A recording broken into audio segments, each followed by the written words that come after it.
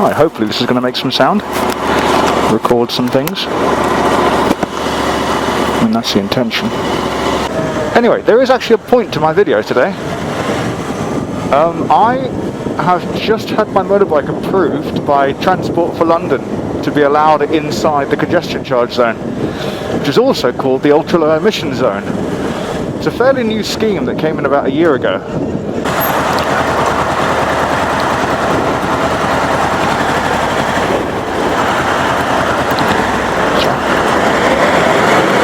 Oh, come on, any day, man.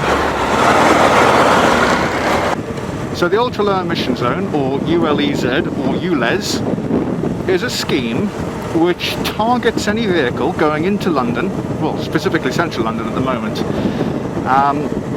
if they have what they regard as too high emissions. So basically, if they're dirty old bangers. And as of next year, 2021, they're going to expand that region, that charging zone, to cover all of London, everything within the north and south circular. So it's going to multiply until eventually it covers the world. Or not. I think the only other place that's doing it might be Manchester, where they have a similar scheme, or it might be the congestion charge scheme. I get confused because there's so many charges now for going into central London. There's the low emission zone, the ultra low emission zone, and fuck knows what next year, the hyper low emission zone. You can't even breathe out, you have to hold your breath for fear of getting a massive fine up the backside.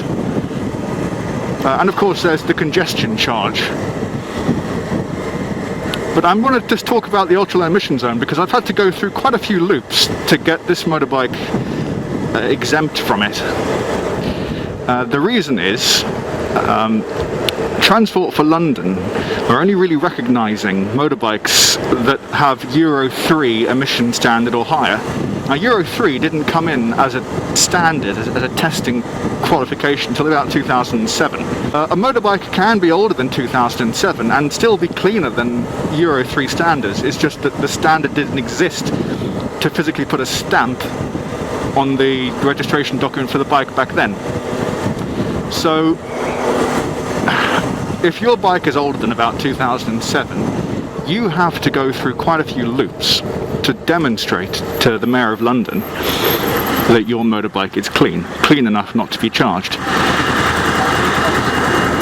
So there's two main ways you can do that. The first way is you have to write to the people who made your motorbike. The big manufacturers will have a department where they test every single individual motorbike before releasing them to the public. So they have all the specific emissions tests, the weight tests, everything done in the factory. Though that data isn't always given to the country that's registering that bike when it's sold. So, you know, in the UK you have a V5 document. And a lot of that testing data gets transferred onto your V5. But not always the emissions, because that's never really been a thing. It's not needed in the past. So, what you got to do is you got to contact your manufacturer and ask them for what's called a certificate of conformity.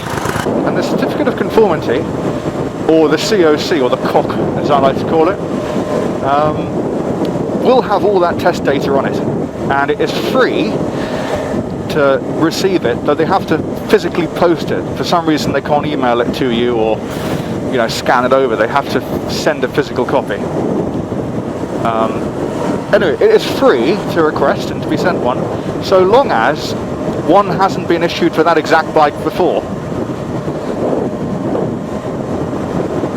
Otherwise it's very expensive. I think it's over 100 quid. The second way is Transport for London have created a list of companies that they will recognise where you can get your vehicle emissions tested. Now this list includes just one business. I'm not sure quite how they got the bid or the touted for that contract, but they have a monopoly on the emissions in London.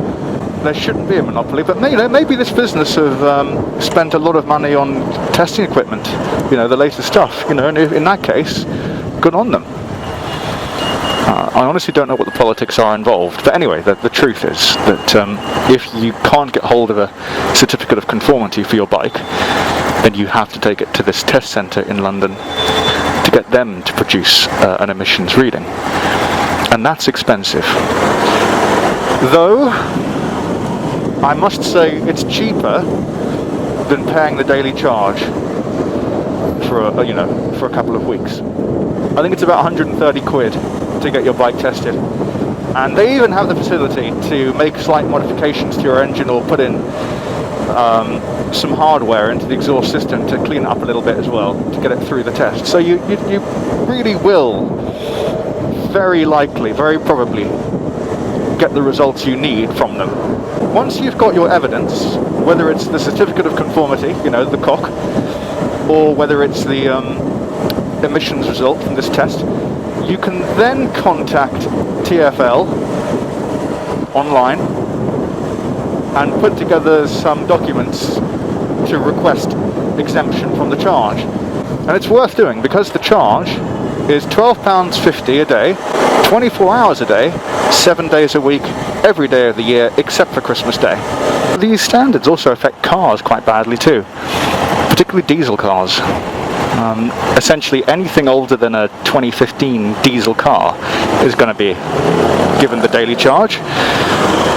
Any car or vehicle under 3.5 tons has to pay £12.50 a day, and any car or vehicle over 3.5 tons has to pay £100 a day. So it makes some sense to get rid of the high emissions releasing polluting cars. But the way that they have figured out how to charge motorbikes doesn't make any sense. The benchmark that TfL has set is based on how much CO2 is released over a distance and time in what they regard as standard speed city traffic.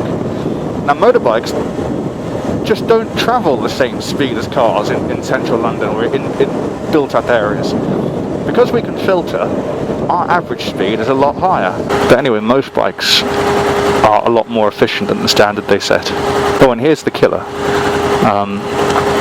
I have a 2005 Honda VFR 800 in silver, and now my motorbike has just been made exempt. But that's only my motorbike specifically.